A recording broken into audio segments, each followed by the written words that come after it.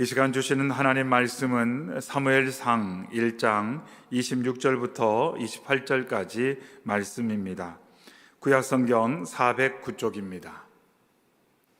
사무엘상 1장 26절부터 28절까지 말씀입니다. 사무엘상 1장 26절부터 28절까지 말씀 한 목소리로 읽겠습니다. 한나가 이르되 내 주여 당신의 사심으로 맹세하나이다. 나는 여기서 내 주께 당신 곁에 서서 여호와께 기도하던 여자라. 이 아이를 위하여 내가 기도하였더니 내가 구하여 기도한 바를 여호와께서 내게 허락하신지라.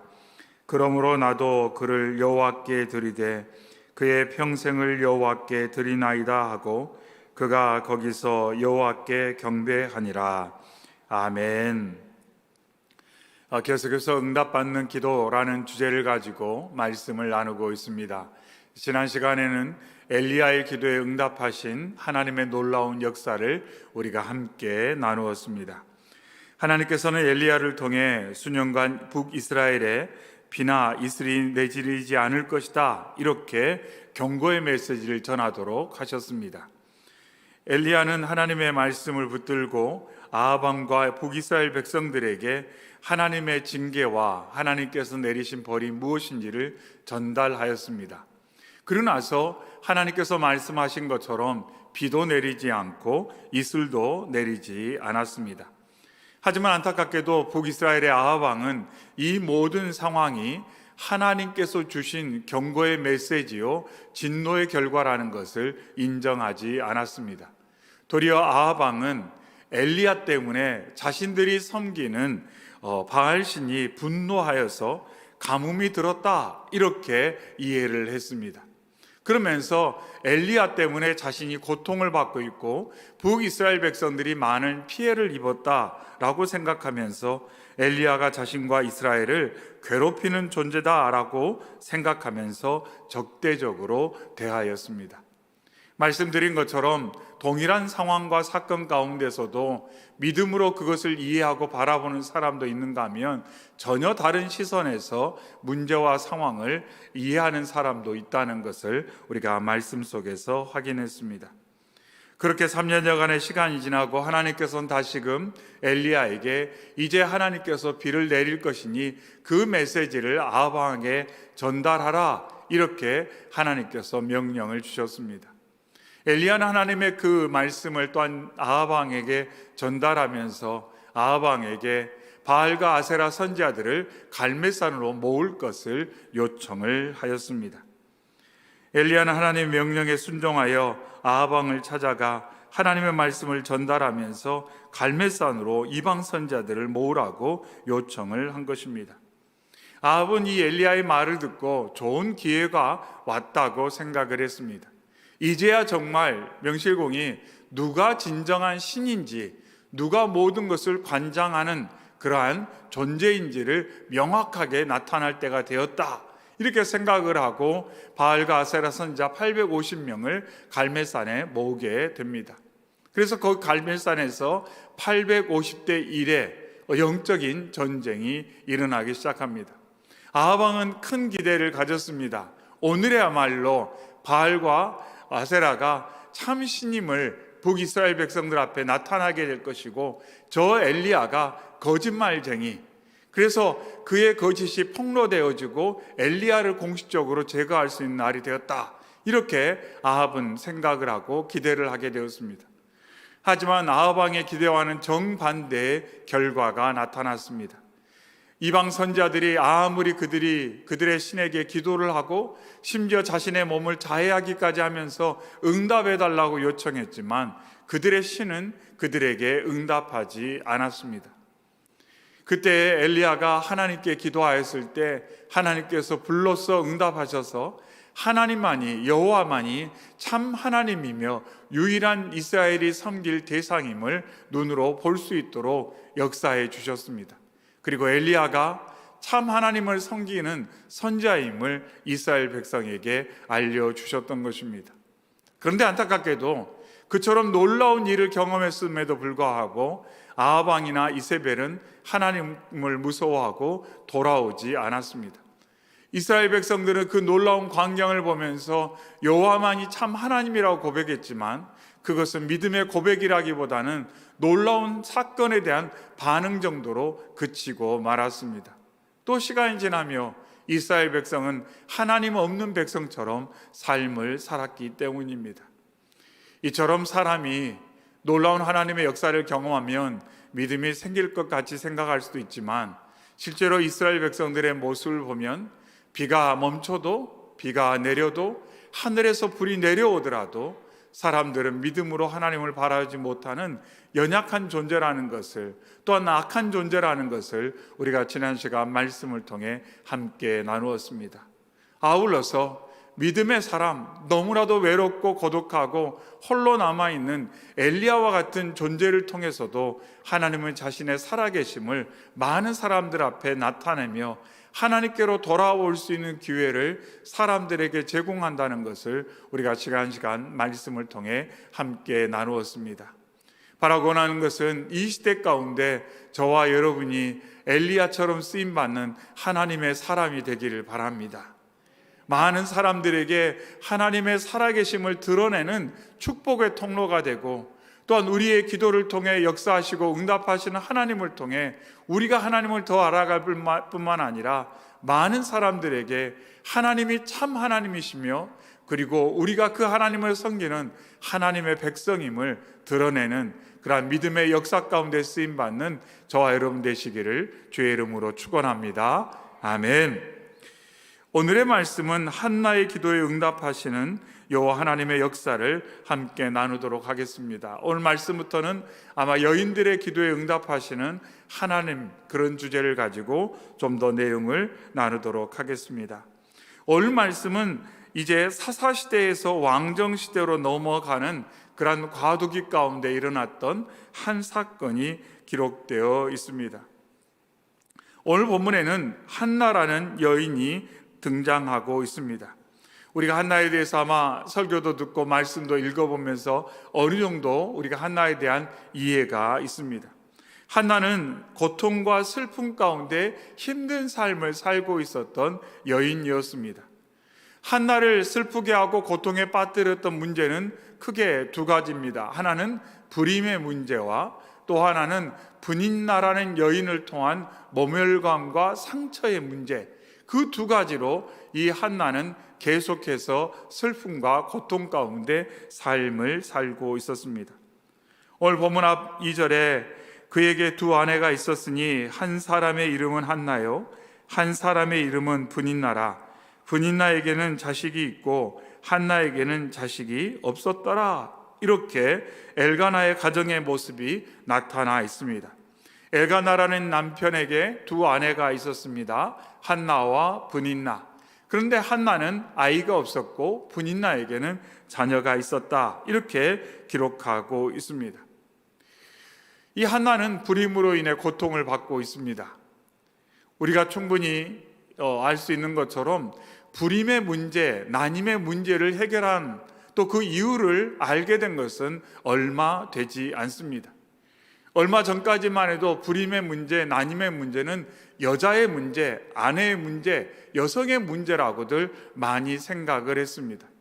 그래서 얼마 전까지만 해도 이러한 난임, 불임의 문제로 여인들이 얼마나 고통과 상처와 슬픔 가운데 힘든 삶을 보냈는지를 우리는 들어서도 기억할 수가 있습니다. 그런데 이 본문 말씀은 아주 오래전입니다. 구약시대입니다. 이스라엘 백성들이 가나안에 정착하고 이제 사사시대를 보내고 왕정시대로 넘어가는 그런 시대예요. 우리가 어디 역사책에서나 볼 수 있는 아직 청동기 시대예요. 철기 시대도 도래하지 않은 그런 시대적 배경을 가지고 있는 때가 바로 이 사무엘서에 나타난 엘가나가 살았던 그 시대의 모습입니다. 그러니 이 불임의 문제, 난임의 문제를 어떻게 이해하지를 못해. 무조건 여자 잘못이에요. 여자 잘못. 그러다 보니 이 한나가 얼마나 고통을 받았을지를 우리는 조금 짐작해 볼 수가 있습니다. 특별히 이스라엘 공동체 가운데에서 이 불임과 난임의 문제는 마치 한 여인이 하나님께 축복받지 못한 것처럼, 저주받은 것처럼 이 불임과 난임의 문제를 생각을 했습니다. 그래서 하나는 그러한 이해 끝 가운데 이제 고통과 수치 가운데 죄인처럼, 저주받은 인생처럼 삶을 살고 있었습니다. 그런데 그의 고통은 불임의 문제에서 끝나지 않습니다. 우리가 구약 말씀을 묵상하다 보면 여인이 아이를 갖지 못할 때 자기의 몸종이라도 남편에게 내어주는 것을 우리가 말씀 속에서 보게 됩니다. 아브라함의 가정도 그랬고 야곱의 가정에서도 그런 일이 일어났습니다. 그러니까 구약의 시대 가운데 그런 일들이 있었다는 것을 우리는 말씀 속에서 보게 됩니다. 그래서 오늘 말씀을 대할 때 이 브닌나라는 여인이 한나의 몸종이었다가 남편에게 들여져서 결국 그 브닌나가 아이를 낳았는지 그것은 정확하게 말씀에 기록이 되어 있지 않습니다.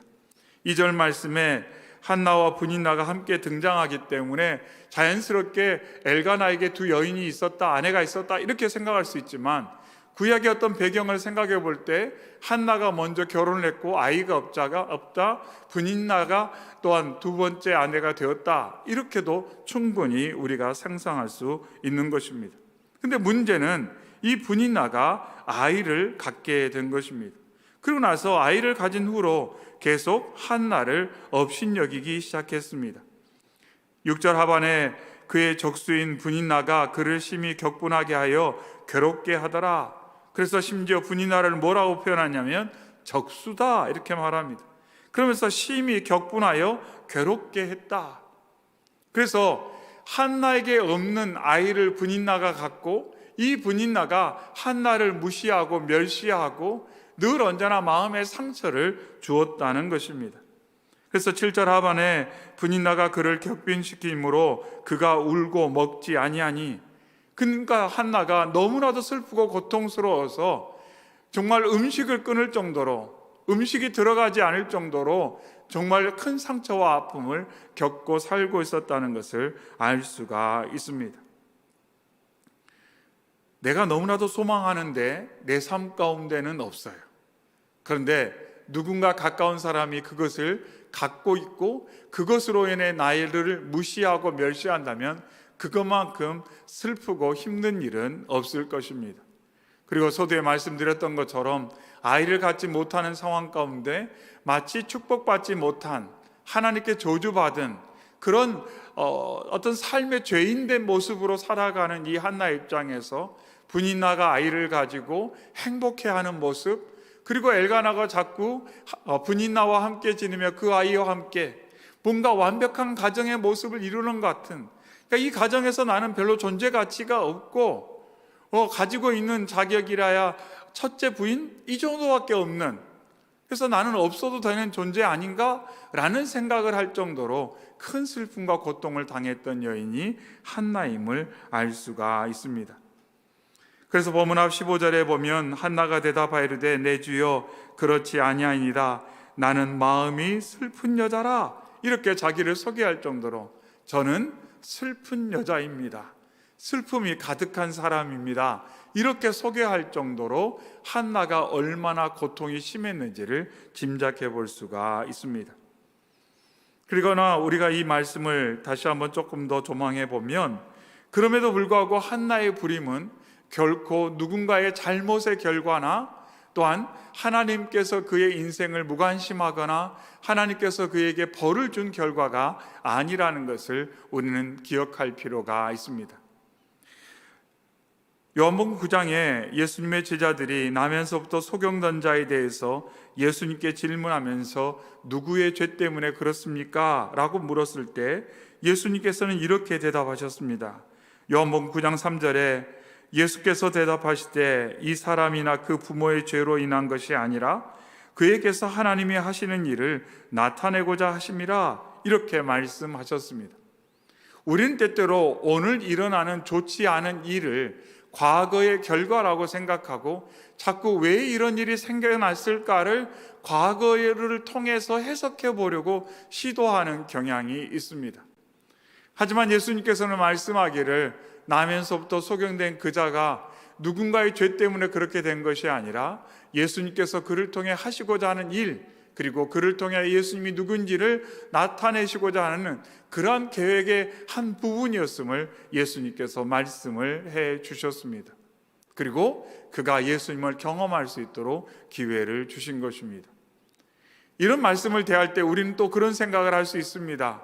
어떻게 예수님은 그 인생의 고통을 이용해서 자신을 드러내실까라는 생각도 할 수도 있습니다. 그러나 성경에서 가장 중요한 것은 뭐냐면 우리의 삶 가운데 당하는 고통의 그것보다 예수님을 알아가는 것이 더 중요하다는 것을 말씀은 거듭 강조하고 있습니다. 우리는 이 땅에서 내가 당하는 고통, 내 안의 슬픔이 가장 큰 문제라고 생각합니다. 그리고 그것만 해결이 되면 다 될 것처럼 생각하는 그런 때때로 착각 속에 빠질 때도 있습니다. 그러나 예수님께서 보실 때 가장 중요한 것은 우리 인생 가운데 경험되는 고통이 있느냐 없느냐 하는 것보다 그가 예수님을 아느냐, 예수님과 어떤 관계성 속에서 살고 있느냐가 더 중요하다는 것, 그것을 우리는 말씀을 통해서 확인을 할 수가 있습니다. 이처럼 말씀을 통해서 하나님께서는 우리에게 계속해서 하나님이 우리의 인생 가운데 미래의 소망이 되시는 주님이심을 강조하고 있다는 것을 결코 잊어서는 안 됩니다. 현재 고통이 힘들고 어렵지만 이 모든 과정을 통해 미래의 소망이 되시는 주님을 바라보는 저희 모두가 되시기를 주의 이름으로 축원합니다. 아멘. 자, 이제 한나가 말씀드렸던 것처럼 이중고 삼중고에 시달리고 있습니다. 그런데 한나는 이러한 상황 가운데 문제에 빠져서 문제 속에서 허우적거리는 삶을 살지 않았습니다. 자신의 불임이나 분인나의 멸시로 좌절하거나 분노할 수도 있었지만 불임으로 인해 비관하거나 분인나의 행동으로 인해 분노하지 않았습니다. 오히려 그 감정을 가지고 하나님 앞에 나와왔습니다. 본문 앞 10절에 한나가 마음이 괴로워서 하나님께 기도하고 통곡하며 라고 말합니다. 한나는 자신의 수치심과 괴로운 마음을 다른 곳에 쏟지 않았습니다. 마음이 상한다고 남편에게 하소연하면서 남편에게 이 문제를 해결하라고 그렇게 읊조리지 않았습니다. 또 부정적인 감정을 자신을 괴롭히는 분인나에게도 쏟지 않았습니다. 왜냐하면 그렇게 부정적인 감정을 쏟는다고 해서 문제가 해결되는 것이 아니기 때문에 우리는 꼭 그것을 기억할 필요가 있습니다. 내 마음 안에 있는 상처와 아픔, 고통의 문제를 어딘가 쏟아놓는다고 해서 그 쏟아놓는 방식으로 해서 문제가 해결되는 것은 아니다는 것입니다. 누군가에게 분노하는 것, 누군가에게 책임을 추궁하는 것, 그런 방식으로 문제가 다 해결되는 것은 아니다라는 겁니다. 만일 이런 상황에서 엘가나를 계속해서 압박해서 분인나와 그 아이를 쫓아냈다, 그러면 정말 행복해질까요? 마음의 슬픔과 고통이 사라질까요? 그것은 아니라는 것입니다. 그 모든 상황 가운데 한나는 그 모든 문제를 가지고 하나님 앞에 나와 기도를 하기 시작했습니다. 한마디로 하나님께 소망을 두었다는 것입니다. 그래서 오늘 본문 26절에서 뭐라고 자신을 소개하냐면 한나에게 이르되 내 주여 당신의 사심으로 맹세하나이다. 나는 여기서 내 주 당신 곁에 서서 여호와께 기도하던 여자라, 이렇게 말하고 있습니다. 앞에서는 어떻게 자신을 소개했습니까? 나는 슬픔의 사람입니다, 이렇게 소개했는데 나중에는 뭐라고 소개하냐면 저는 기도하는 사람입니다, 이렇게 말합니다. 그러니까 믿음의 사람은 어떤 사람이냐? 삶의 문제 가운데 슬픔은 있어요. 슬픔이 가득해요. 하지만 그 슬픔의 문제를 가지고, 고통의 문제를 가지고는 하나님 앞에 나와 기도하는 사람이 바로 믿음의 사람이라는 것을 오늘 본문 말씀을 통해 우리는 다시 한번 확인할 수가 있습니다. 그래서 한나는 하나님 앞에 나와 통곡하며 기도를 하였습니다. 그런데 잠깐 기도한 것이 아니라 오래 기도했습니다. 12절에 그가 여호와 앞에 오래 기도하는 동안에 엘리가 그의 입을 주목하였다라고 말합니다. 오래 기도했다는 것은 끈질기게 기도했다는 것입니다. 마음속에 있는 모든 것이 다 쏟아 부어질 때까지 오랫동안 기도를 했다는 것입니다. 또 바꿔서 보면 하나님께서 자신의 삶 가운데 역사하실 수 있도록 하나님께 충분한 시간을 드렸다는 것입니다. 우리가 어디 병원 가서 좀 알려진 의사 선생님에게 진찰 받고 치료받고 수술을 받으려면 예약도 하고 오래 가서 기다리기도 합니다. 병원에 가서 기다렸다가 또한 이렇게 진찰을 받고 또 치료 일정도 잡고 그렇게 하는 것을 우리는 아주 자연스럽게 생각을 합니다. 그런 것을 생각해 볼 때 나는 하나님께 얼마나 시간을 드리고 있는가 하는 것도 한 번쯤 생각해 볼 필요가 있습니다. 나는 하나님께 얼마나 시간을 드리고 있는가. 근데 하나님 앞에 나와 기도할 때 우리는 때때로 조급한 자신의 모습을 보게 됩니다. 너무 급해요. 빨리 해달라는 거예요. 빨리 해달라는 거예요. 그런데 우리가 오늘 본문 말씀 가운데 한나의 모습을 통해 기도라는 것은 오래 하는 거구나. 하나님을 믿고 하나님께서 역사하실 것을 기다리면서 잘 기다리는 거구나 하는 것을 우리가 말씀 속에서 확인할 수가 있습니다. 그래서 한나는 하나님께 기도하되 오래 기도했습니다. 하나님께 시간을 드리면서 간절하게 기도를 했습니다. 그러면서 13절에는 한나가 속으로 말하며 입술만 움직이고 음성은 들리지 아니하므로 엘리는 그가 취한 줄로 생각하니라. 그래서 한나의 기도는 눈물의 기도였지만 그렇다고 모든 사람이 내 기도를 다 듣도록 큰 소리로 기도하지 않았다는 것을 여기서 알 수가 있습니다. 그래서 양면이 다 존재한다는 것을 보게 돼요. 통곡했다라는 부분도 있고요. 또 13절에는 속으로 말했다라고도 말씀하고 있습니다. 그래서 한나는 자신이 꼭 큰 소리로 기도하지 않아도 하나님이 충분히 아시고 그 가운데 역사하실 것을 믿고 바라보는 그런 이해가 있었다는 것을 여기서 알 수가 있습니다. 그래서 이 한나는 조용하게 하나님께 기도하기 시작을 했다는 것이죠. 그런데 엘리 제사장이 이 모습을 보니까 사람이 기도하러 성전에 온 것 같은데 계속 뭔가 들리지는 않고 중얼중얼 하는 것 같아요. 꼭 술 취한 것처럼 보였다는 것입니다. 그래서 14절에 보니 엘리가 그에게 이르되 내가 언제까지 취하였겠느냐 포도주를 끊으라 이렇게 말을 했어요. 술 취한 여인이 성전에 와서 기도하는 것으로 생각을 했다는 것입니다. 술 취한 여인이 주 앞에 나와서 기도하는 것으로 생각을 했다는 거예요. 그러니까 이런 것을 볼 때 아무도 내 마음은 몰라요. 저도 몰라요. 누구도 몰라요. 내 마음을 누가 알겠어요? 내 마음을 누가 알겠어요? 왜 교회에 나와서 이렇게 기도하는지 간절히 기도하는지 누가 다 그 마음을 알겠어요? 몰라요. 그 누구도 몰라요. 오직 주님만 아신다라는 것을 우리는 이러한 엘리의 모습을 통해서도 알 수가 있습니다. 그럼에도 불구하고 한나는 아무도 모르는 때때로 이렇게 제사장마저도 이상한 이야기를 통해 상처 주는 이 상황 가운데서도 그 상처에 주도당하지 않고 계속해서 하나님 바라보고 기도하는 것을 알 수가 있습니다. 그러면서 한나는 하나님께 간절히 기도하면서 하나님께 서원을 했습니다.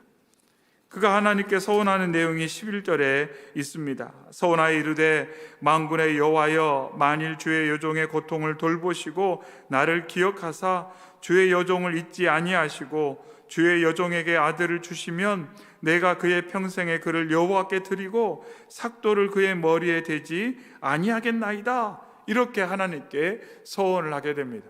하나님 주시면 제가 드리겠습니다. 이렇게 서원을 합니다. 하나님 주시면 제가 하나님께 드리겠습니다. 이렇게 고백을 한 거예요. 이것은 결코 그런 뜻이 아니죠. 하나님 일단 줘보세요. 제가 생각 좀 해볼게요. 이런 게 아니에요. 이미 한나의 마음 가운데는 하나님께서 응답하셔서 그 모든 응답의 과정 가운데 하나님께서 역사하신 것을 경험할 때 믿음으로 반응하겠습니다, 이렇게 고백을 하고 있는 것입니다. 그러나서 오늘 본문 27절에 이 아이를 위하여 내가 기도하였더니 내가 구하여 기도한 바를 여호와께서 내게 허락하신지라. 그러면서 28절에 그러므로 나도 그를 여호와께 드리되 그의 평생을 여호와께 드리나이다 하고 그가 거기서 여호와께 경배하니라. 한나는 어떤 믿음이냐면 하나님이 제게 신실하신 만큼 저도 하나님께 신실하겠습니다 라는 거예요. 아니, 하나님께서는 이미 신실하신 하나님을 제가 믿기에 저는 신실하게 하나님을 믿고 기다리고 하나님의 그 은혜에 제가 늘 언제나 기쁨과 감사로 반응하겠습니다, 이렇게 믿음으로 반응하는 한나의 모습을 볼 수가 있습니다. 그런데 한나의 이 모습은 정말 쉽지 않았을 것 같아요. 왜냐하면 하나잖아요. 한 명이잖아요. 한 명. 지금 자녀가 한 명 처음으로 아이를 낳았잖아요. 근데 그 아이를 하나님께 다 바로 드리는 거 그렇게 쉽지만은 않은 일이지 않습니까? 그런데 한나는 하나님께 자신이 말한 것처럼 이 사무엘을 드리는 것을 볼 수가 있습니다. 근데 놀라운 일들이 계속 일어나게 됩니다. 한나가 약속에 신실하게 그가 행동했을 때 하나님께서 그의 삶 가운데 놀라운 일을 계속 이루어 주셨습니다. 무엇보다도 하나님께 드린 이 아이 사무엘을 통해 이제 사사시대의 신앙을 잃어버렸던 이스라엘 백성들을 회복하는 데 축복의 통로로 사무엘을 사용하시는 것을 우리가 말씀 속에서 지금까지도 살펴봤고 또 앞으로도 살펴보게 될 것입니다. 한나가 하나님께서 응답의 선물로 주신 그 아이를 하나님께 드렸더니 하나님께 바쳐진 그 아이를 통해 하나님께서는 놀라운 일을 이루어 주셨다는 것입니다. 또한 아울러서 하나님께서 서원한 것을 이행한 한나에게 복을 주셔서 세 아들과 두 딸을 더 선물로 주셨습니다. 그러니까 이 아이만 주고 끝난 것이 아니라 이 아이 이후에도 하나님께서 5명이나 자녀를 한나에게 더하여 주셨다는 것입니다. 그런데 오늘 본문 말씀 바로 앞에 우리가 또한 주의 기울여서 봐야 될 내용이 한 가지인데 그것이 18절 말씀입니다. 이르되 당신의 여종이 당신께 은혜 있기를 원하나이다 하고 가서 먹고 얼굴에 다시는 근심빛이 없더라, 이렇게 말씀합니다. 그러니까 성경 말씀 가운데 기도했다라는 내용은 여러 인물들의 삶 가운데 나타납니다.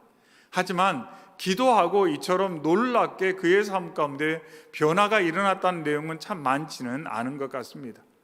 대조적으로 야곱 같은 경우는 약복강가에서 기도했지만 그의 마음에는 어떤 변화도 일어나지 않았어요. 기도하고 나서 자구책을 취하는 야곱의 연약한 모습을 보게 되는데 한나는 전혀 그렇지가 않습니다. 한나는 기도하고 이제 평안함 가운데 음식을 먹게 되었어요. 근심의 그림자가 사라지게 되었습니다. 그리고 나서 태문이 열리고 사무엘을 출산하게 됩니다. 그래서 이 한나의 기도라는 것은 어떤 기도였냐면 정말 하나님과 만나는 기도, 하나님의 손길을 경험하는 기도, 하나님을 신뢰하는 기도, 그래서 기도를 통해 그의 마음속에 있던 상처와 고통이 치유되어지고 회복되어져서 기도 전과 기도 후가 바뀐 인생, 그 인생의 모습이 바로 한나가 우리에게 보여주는 그러한 믿음의 능력, 기도의 귀한 열매가 무엇인지를 우리는 말씀 속에서 오늘 살펴보게 됩니다.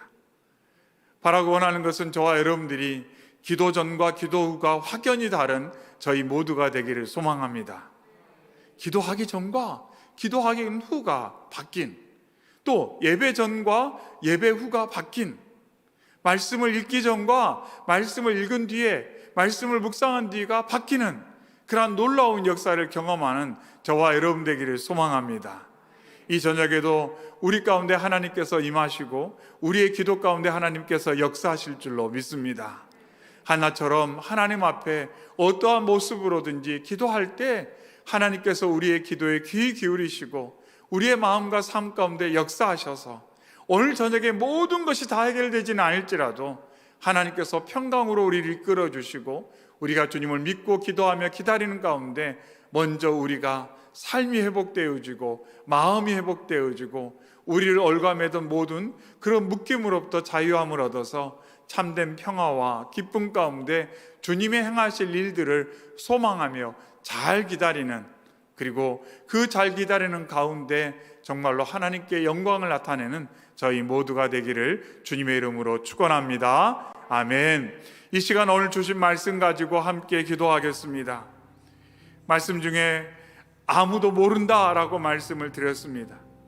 어떠한 기도 제목을 가지고 이 저녁에 나왔는지, 우리의 마음에 어떠한 아픔과 상처가 있는지, 어떠한 무거운 짐이 있고 또한 연약한 죄의 문제로 우리가 고통을 받고 있는지, 또한 미래에 대한 불안함과 답답함과 해결되지 않은 삶의 그 얽힌 문제 때문에 지쳐 있는지 모릅니다, 다른 사람들은. 하지만 하나님은 이미 알고 계시고 하나님은 놀라운 응답을 예비하신 줄로 믿습니다.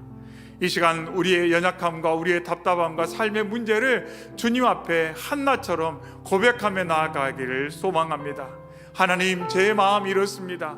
제 삶이 이렇습니다. 하나님, 붙들어 주시고 인도하여 주시옵소서. 무엇보다도 하나님, 제게 믿음을 더하여 주시옵소서. 하나님을 믿는 믿음으로 이 모든 상황 가운데 미래를 비관하거나 조급하게 생각하지 않게 하여 주옵시고, 낙심하거나 절망하지 않게 하여 주옵시고, 하나님께서 이 상황 가운데도 놀라운 계획을 가지고 계시는 것을 믿고 바라보며 하나님께 시간을 드리는 믿음의 삶을 살게 하여 주시옵소서. 오직 집중할 것은 하나님과의 관계입니다. 하나님을 믿는 믿음입니다. 신실하신 하나님께서 예수 그리스도를 통해 우리에게 역사하셨던 것처럼 오늘 삶 가운데 역사하실 것을 믿고 바라보는 믿음으로 살아가도록 인도해 달라고 우리 시간 함께 기도하기를 바라고, 또한 이러한 기도 제목을 통해 우리 자녀들을 위해서 기도합니다. 하나님, 우리 자녀들과 다음 세대에게 이러한 믿음을 더하여 주셔서 그들이 한나와 같은 믿음으로 살게 하여 주옵소서. 누군가 나를 격분하게 할 때, 누군가 나에게 상처와 고통을 줄 때 그 사람을 대항하여 나도 험한 말을 쏟아놓고 또한 상처를 주는 그런 방식으로 문제에 다가서지 않게 하시고 언제나 믿음의 자세로 주님 의지하며 살 수 있도록 역사하여 주시옵소서.